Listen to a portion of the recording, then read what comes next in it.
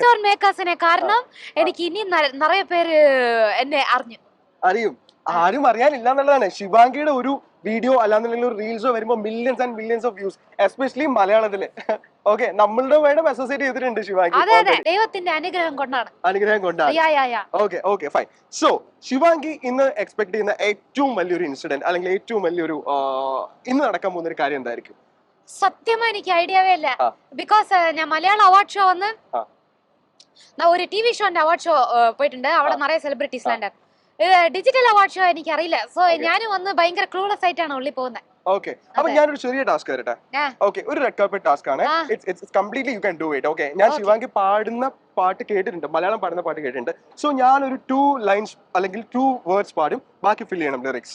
Malayalam songs ആണ് completely. Okay okay, ready? Okay, of course താങ്കളുടെ ഏറ്റവും ഫേവറേറ്റ് ശ്രേയ ഘോഷന്റെ സോങ്സ് ആയിരിക്കും. Okay okay, can I start? Okay. അനുരാഗവിലോചനായി അതിലേറെ മോഹിതനായി പടിമേലെ നിൽക്കും ചന്ദ്രനോ തിടുക്കം. സെക്കൻഡ് ലൈൻ പാടണോ അല്ലെങ്കിൽ 17 പൗർണമി കാണും അഴകില്ലാതൊരു പൂവിന് അറിയാതെ പുതുമീനൊക്കം ചെറുമയക്കം